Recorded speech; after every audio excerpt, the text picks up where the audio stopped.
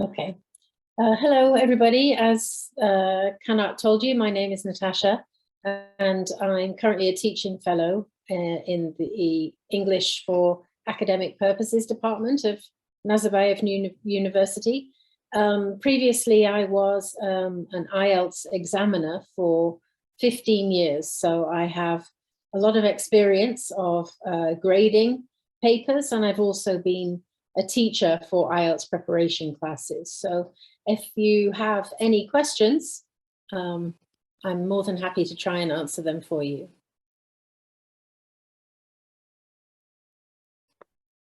У кого есть вопросы, поднимайте руку, я буду включать ваш микрофон, и вы будете задавать его.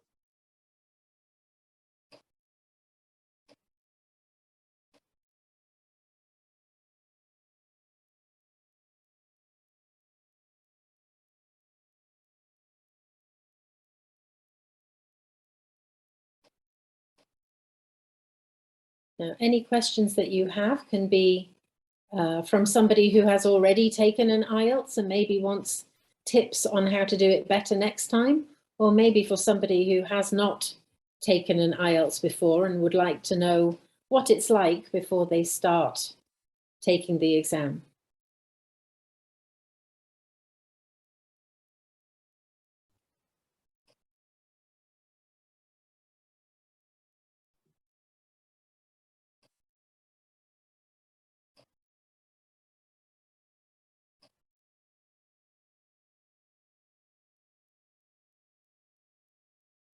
Does anybody have any questions? We have one question on Q&A. Okay. Can you translate it for me, please? Kanat? How can we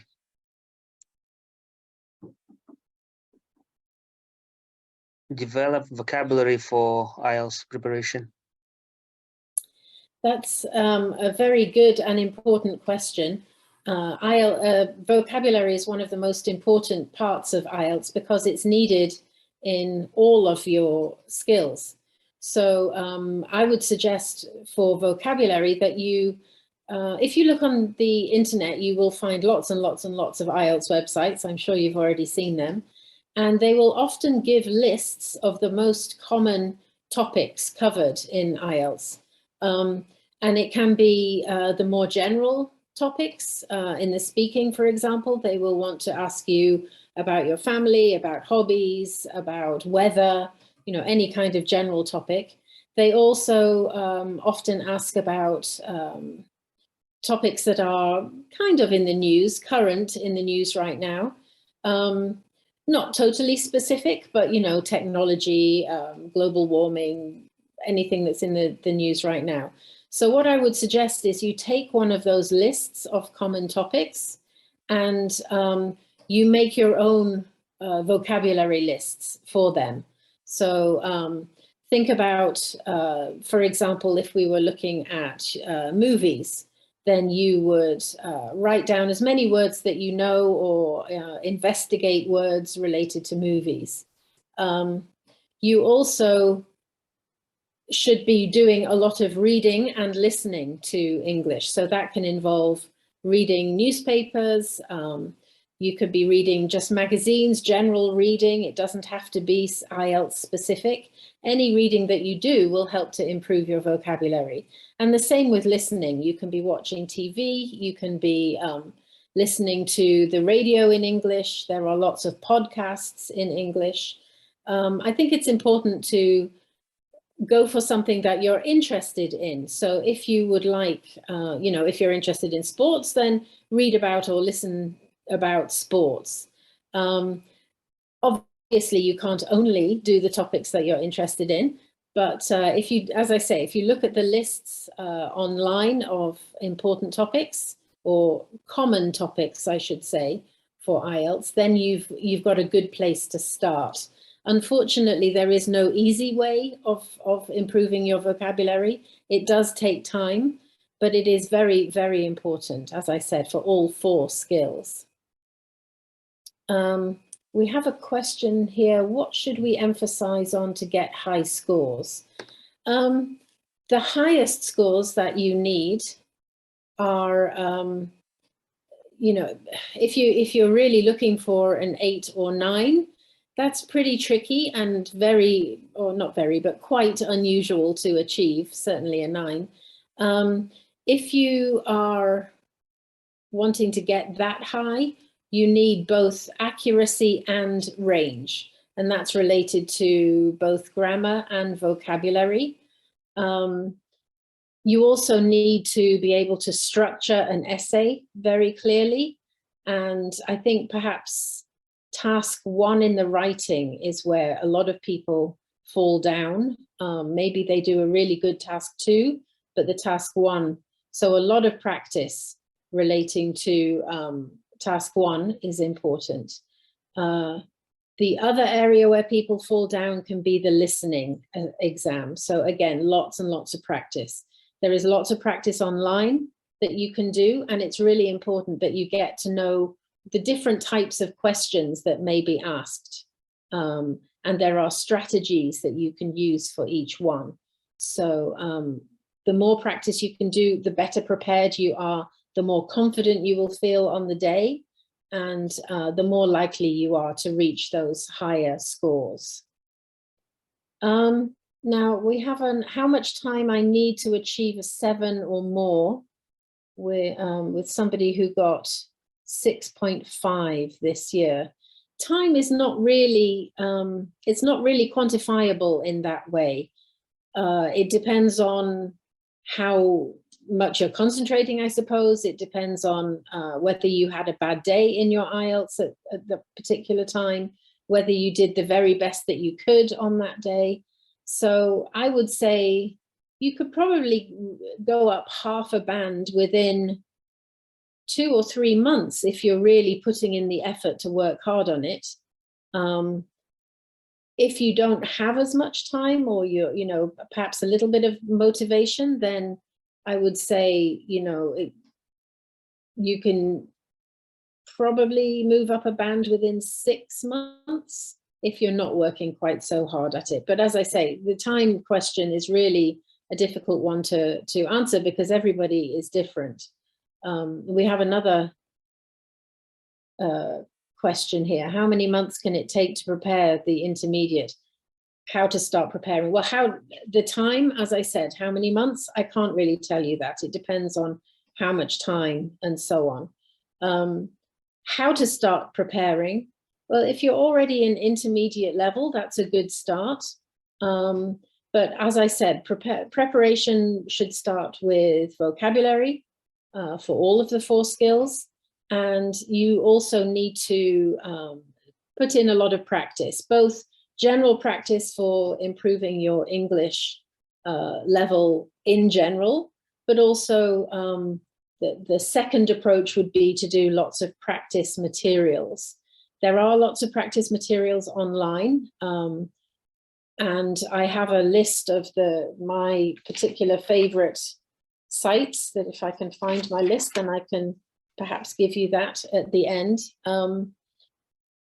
But also, yeah, so you need to work in it in 2 ways. You should be looking at the more general side of improving your language skills, and also the more IELTS-based skills. So, and they are quite different to some extent. So if you're improving your vocabulary and your general listening skills and your general reading skills, then that will go a good way to helping you. But then you also need to do lots of practice. So either the web-based practice websites and YouTube videos and that kind of thing, or I would suggest if you want a book, then the Cambridge books are probably the best because they are the ones that write the exams, so they really know what they're doing. Strategies for listening and reading. Each of the different question types, and I think there are 6 different question types in listening and 14 different question types in reading, and each different question type has its own strategy. And again, if you go to the online websites, there are lots of tips on how to do each particular type of question.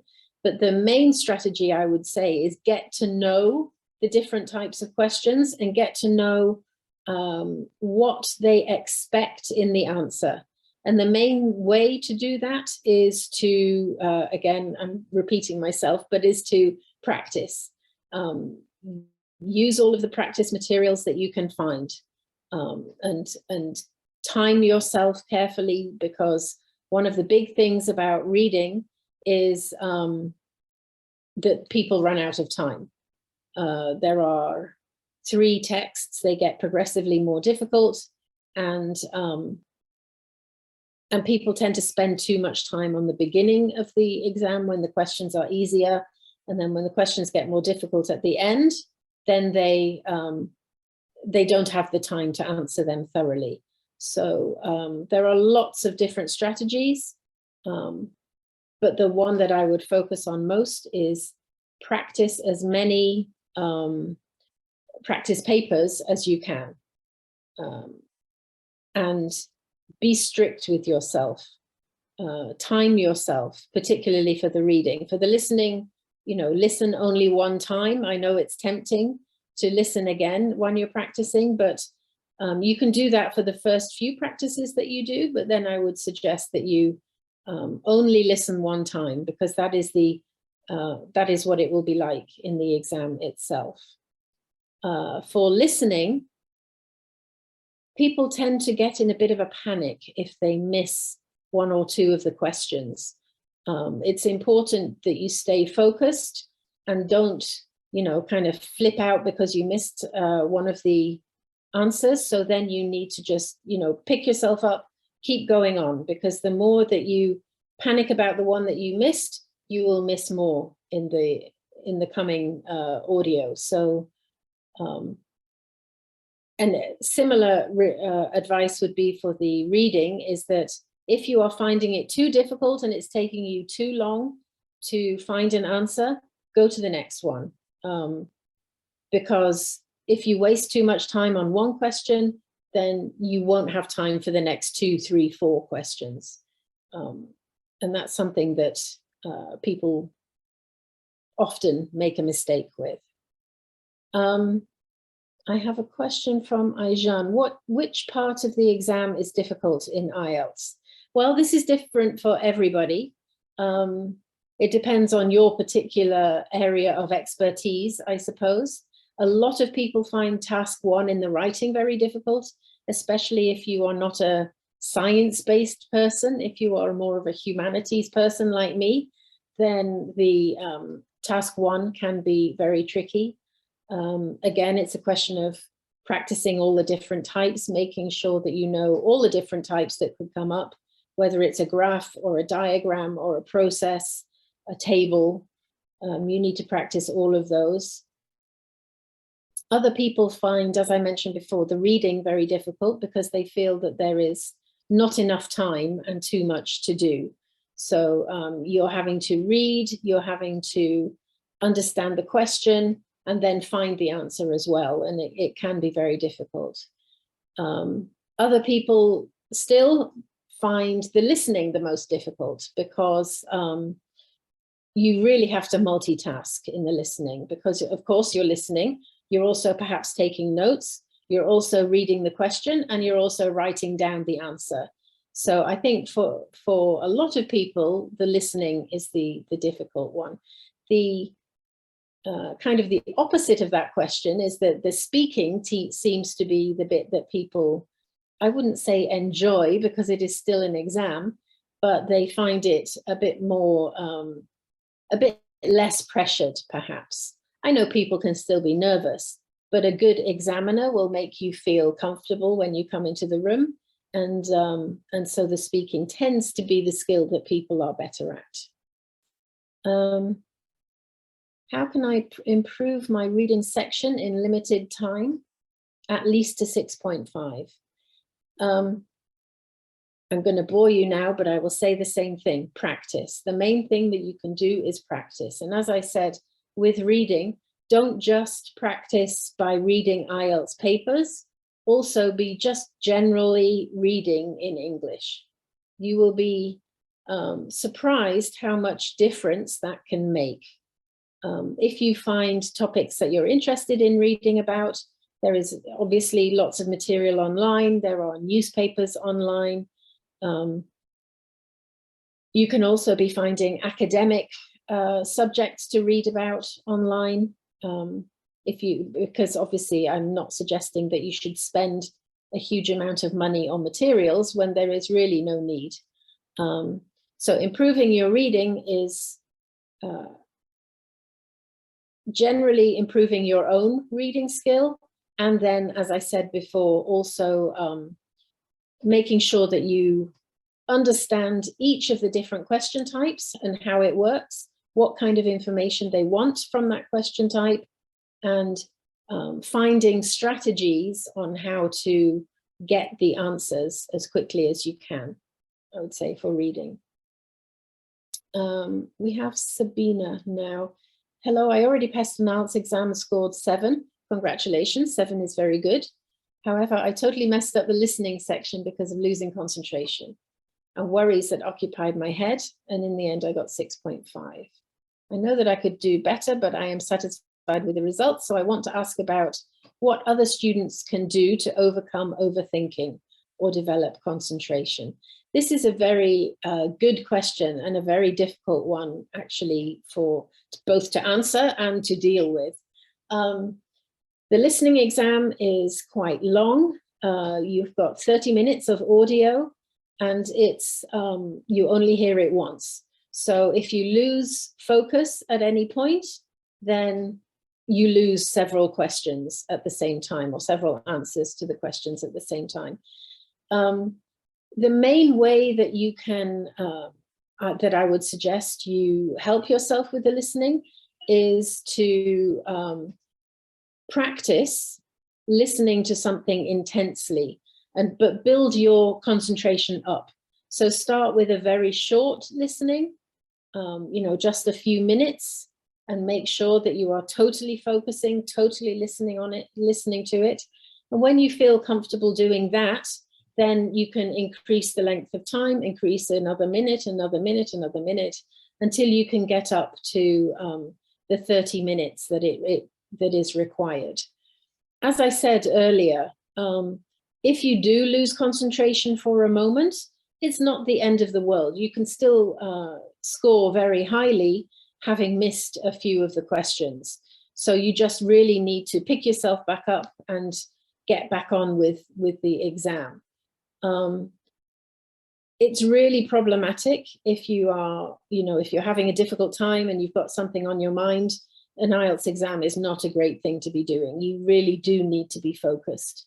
But as I said, if you can practice starting with short amounts of time for a listening and work your way up, then that's probably the most time efficient way of getting yourself to be able to concentrate for that length of time. But yeah, it is difficult. I had a listening class this morning, and I could see, after 10 minutes, some of my students were drifting away thinking about other things. So they need to listen to me and do the same practice as well, I think. Now I've got a question. Does the use of cool and powerful terms like "it's worth saying," "the first thing that come to my mind," etc., do they make a big difference, or is it better to use more difficult and high-level words? That's a really good question. Actually, both, I would say, because we want to hear I'm presuming you're talking about the speaking exam. We want to be able to hear that you are fluent and that you are able to sound natural in speech. And naturally, when we speak English, we do say phrases like that. So yes, feel free to use them. However, with vocabulary and with grammar, we're not just looking at how accurate your grammar and your vocabulary are. We're also looking at the range of grammar and vocabulary you use. And both parts are very important. So I would say you should be both trying to use those kinds of phrases, but also trying to use those more difficult and high-level words.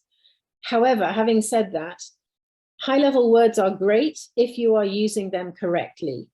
If you're not quite sure how to use it, don't try and use it, because if you make a mistake, that will sound worse than if you are using slightly lower level words.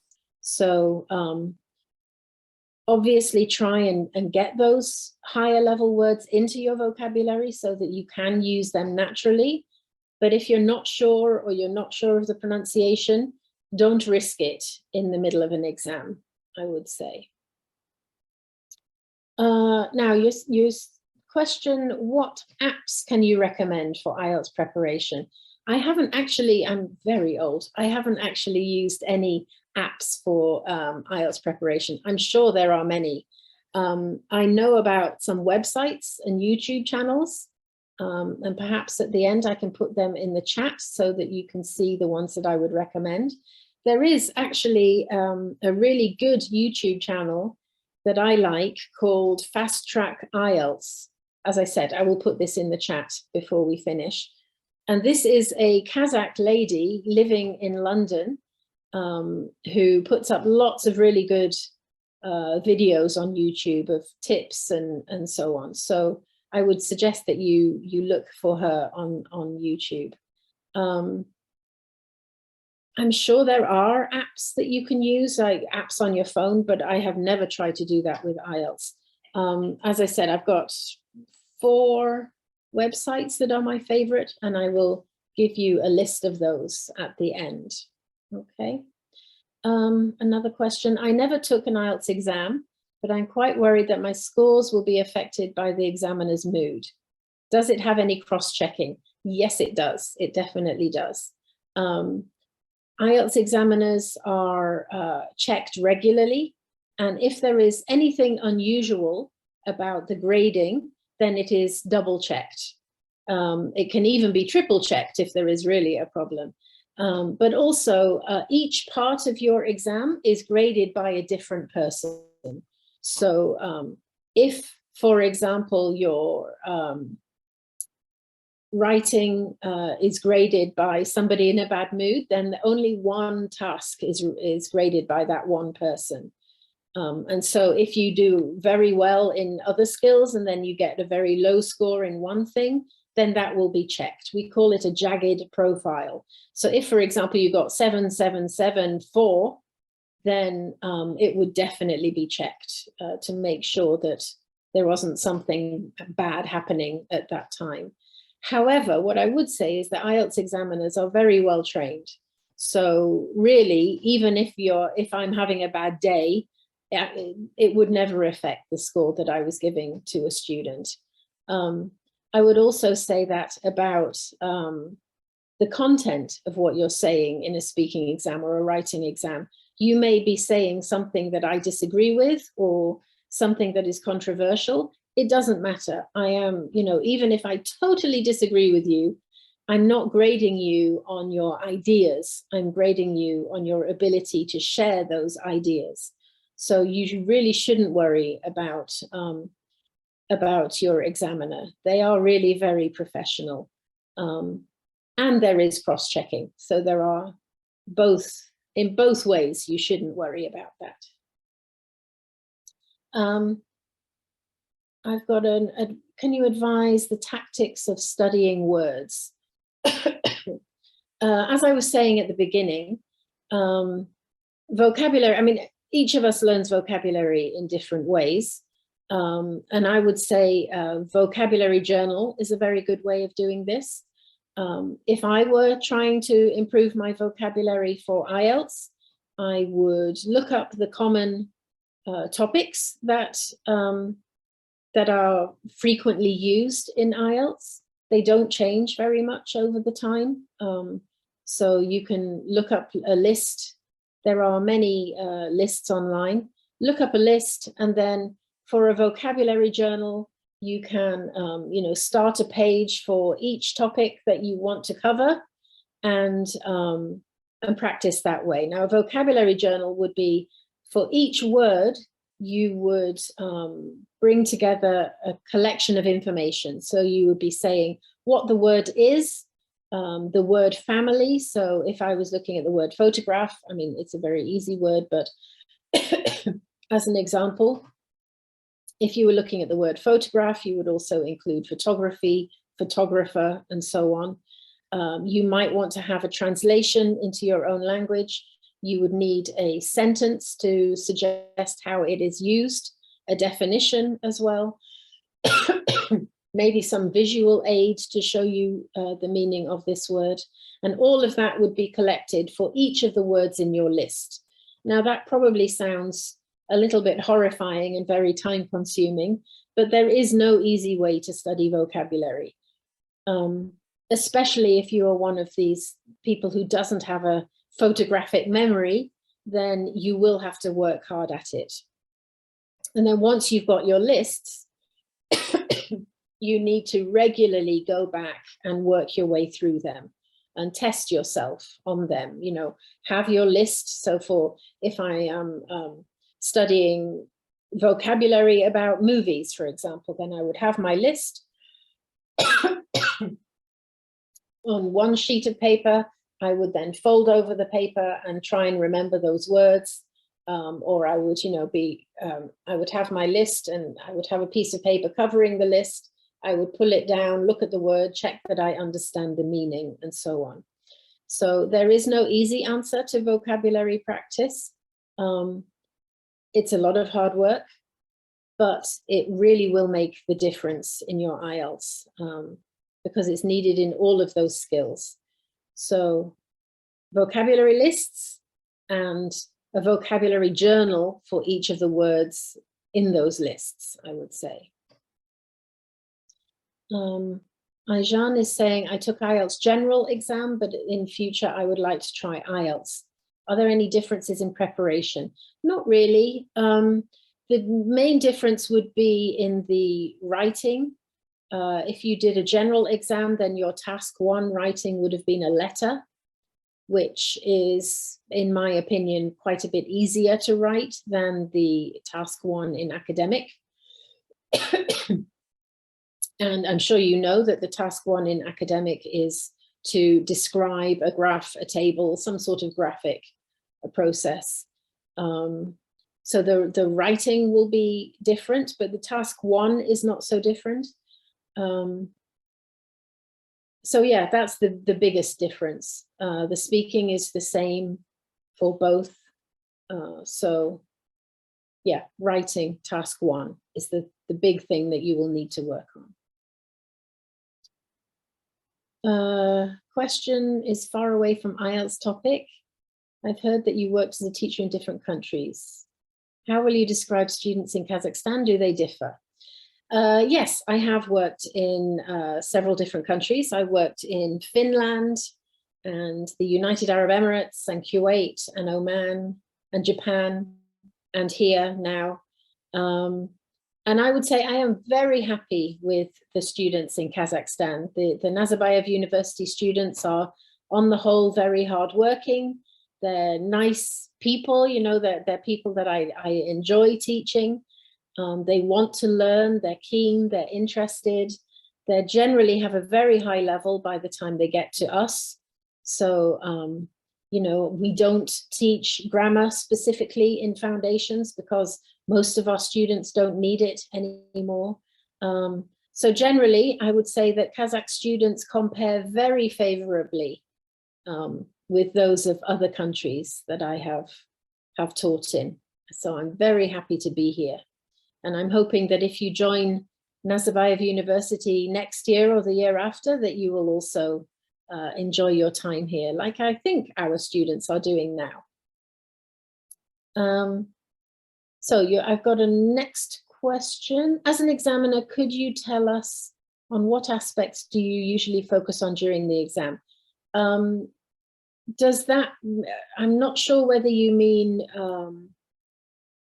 during the speaking exam or during the writing exam, because those are the two parts where I was examining. So perhaps I'll cover them both. Aspects for the speaking exam, Well, we have, and you can find these online, we have rubrics that we must follow very strictly so that everybody is getting the same grading. Excuse me. And that is what I have to focus on. So for example, in speaking, we're looking at pronunciation, grammar, vocabulary, and how well you're answering the question in general as well. Fluency. So those are the 4 aspects for the speaking exam. Yeah, so fluency, vocab, grammar, and pronunciation. And all of those aspects are given equal weighting. So if your pronunciation is very bad, for example, but your vocabulary and your grammar are better, then you will, we average out over the 4 skills. For writing, we're looking at task achievement, whether you actually answered the question we gave you.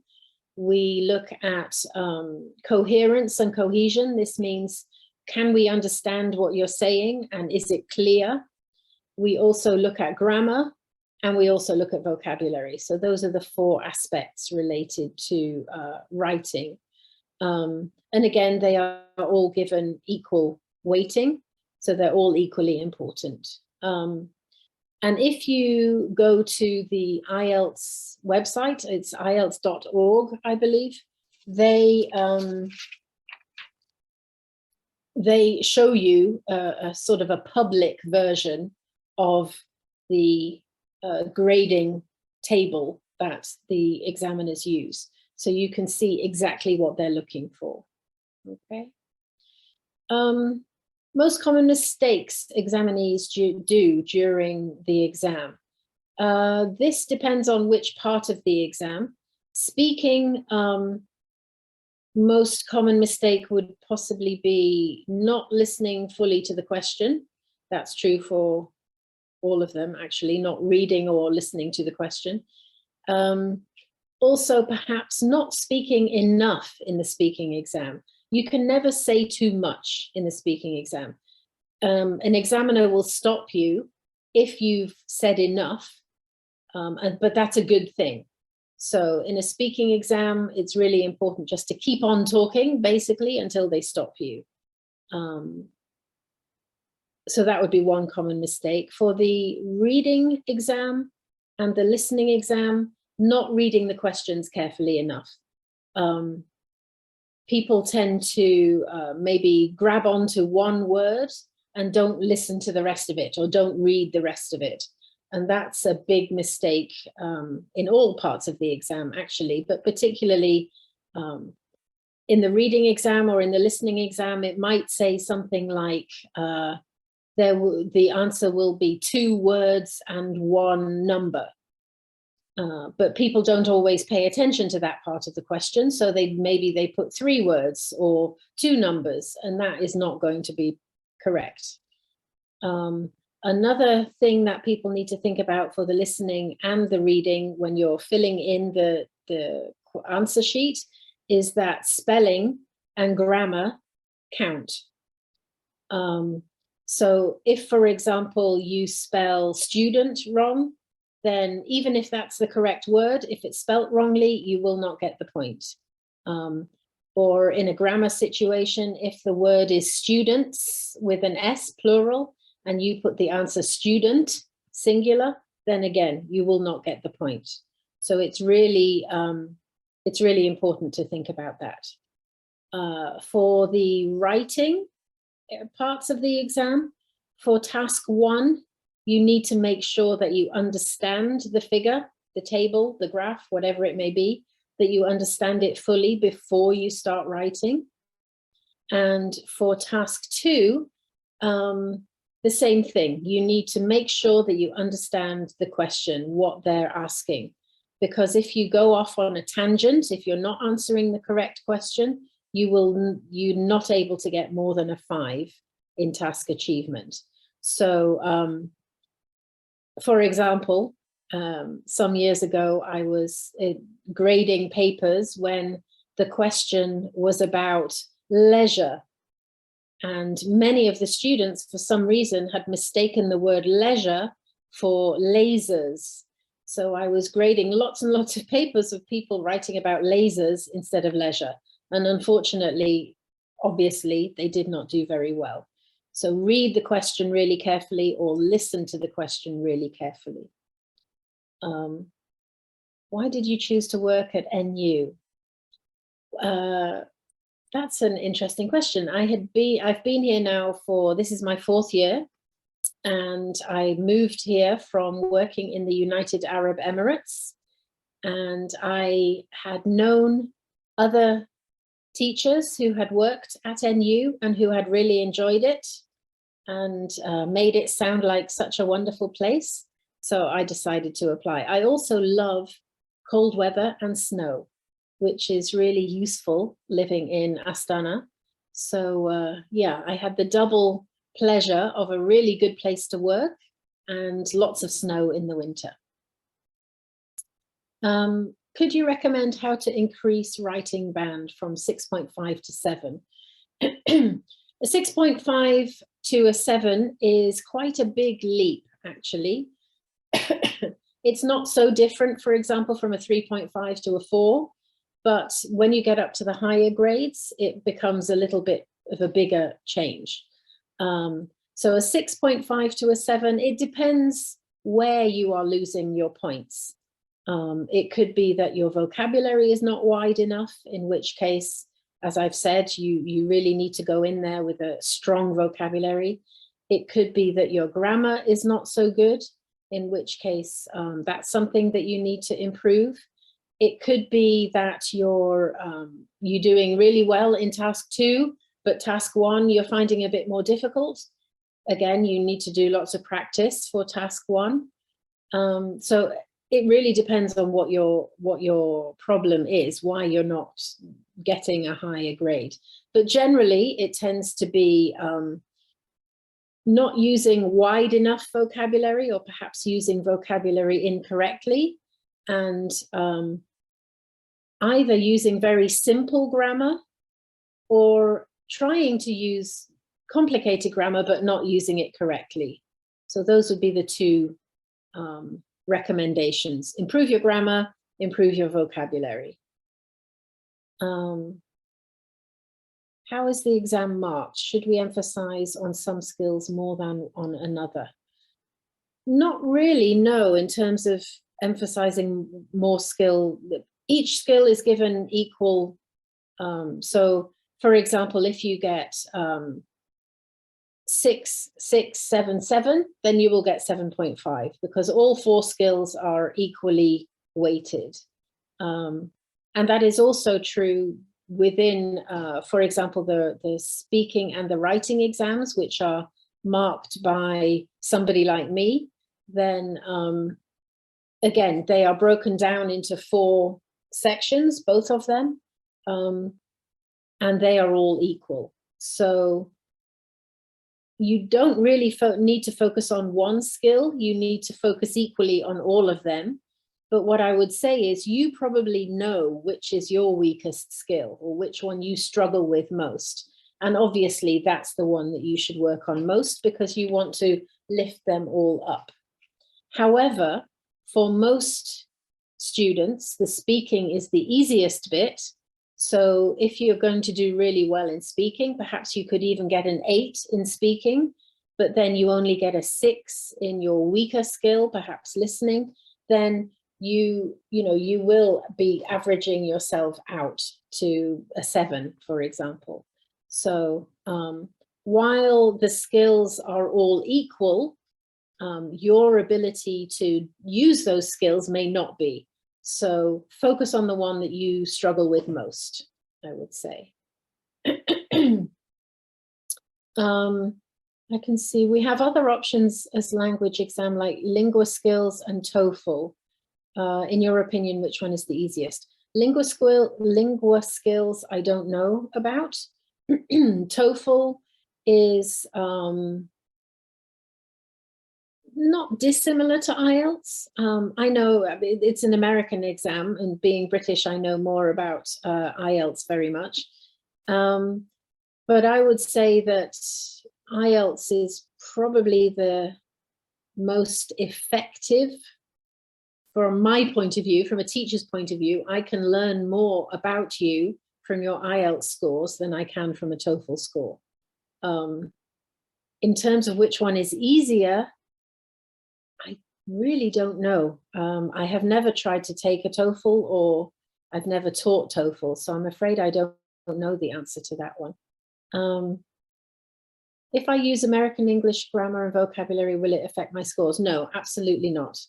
Of course, I would say that British is best because that's my English, but no, I'm joking. Definitely, if you use American English and American grammar, it's absolutely not a problem. What I would say is, if you do use American English, make sure you are consistent. So always use American English. If you use British, then always use British. What you don't want in the writing, for example, particularly in the writing where it's more noticeable, is to start using British spelling, but then with the same word, use the American spelling and, you know, jump around like that. Choose one and stick with it, but it doesn't matter which one you choose. If I'm not happy with my scores, can I make an appeal and will it help? You can make an appeal. I think you have to pay for it though, which is not ideal. So you have to be very sure that there, you know, something has gone wrong with the grading for you to make an appeal. They do sometimes uphold appeals if they think that the grading was unfair to you. But as I said earlier, the grading is tightly controlled. So it would be unusual, I think, for an appeal to be upheld. I would first check how expensive it's going to be to appeal, and really also consider, did I really do as well as I think I did? You know, think back to your performance and see whether you really think an appeal is worthwhile or not. Generally, I would say probably it's not worth it for however much you have to pay. It may be more worthwhile trying again, you know, doing a bit more practice and trying again later. I know IELTS can be quite expensive, but you know, the more you practice or even the more that you take the test, you get to know the different types of questions they want, you get to know what kind of answers they're looking for, and it will help you in the long run. So generally, I would say, unless you're really sure that something went wrong in the grading, I wouldn't try and appeal because it will cost you money and it probably won't help, I would say. So that's the last question we've got so far. Are there any other last questions before we finish? Anything else you want to check?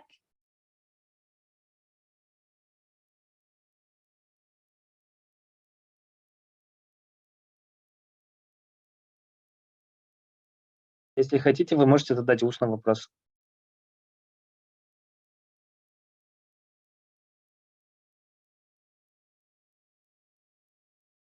You're very welcome.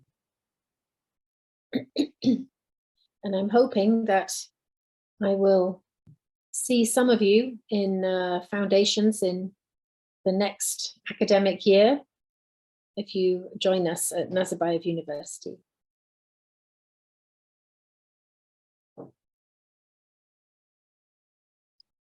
And I will just type for a moment in the chat box the IELTS websites. So we have, obviously, the British Council is one. If you just type in British Council IELTS, all of their web pages will come up.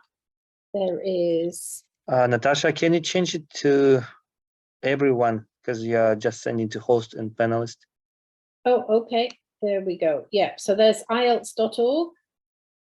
There is the British Council. Let's type that one again. Ooh, I can't spell. There you go. We've got, if you Google IELTS Liz,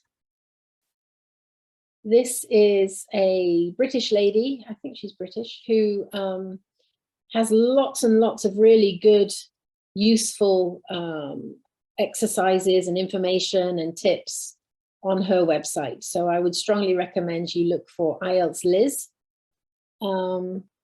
There is also IELTS exam.net. They are another one who have a lot of really good practices. There are others, but these are the ones that I have found useful. And I think they're all the best for websites. For YouTube, I like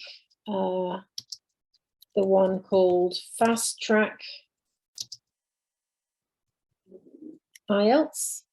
And this is the Kazakh lady that I mentioned earlier who lives in London. So she has, she's really good actually, because she started, I think, having got an IELTS 7, and then you can see her progressing. And you know, I think she may be up to an 8 or even an 8.5 by now. So she's got a lot of really good advice in her YouTube channel. And if you are interested in books, actually, you know, buying books or getting from a library, then I would say all of the Cambridge IELTS books are probably the best, because they have, you know, they actually write the exams, so they really know what they're talking about. And they have specific books for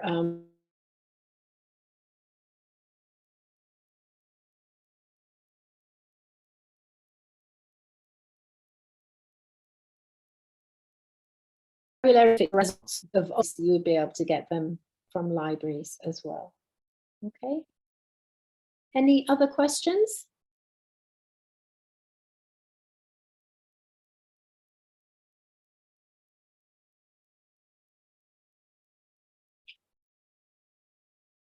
So these things that I have listed here, the first 1, 2, 3, 4 are websites. If you Google them, or obviously IELTS.org, you just put that in and it comes straight up. British Council, if you put British Council IELTS, then that will come straight up. IELTS Liz, she's possibly a .com or a .co.uk, but if you Google her, you will find.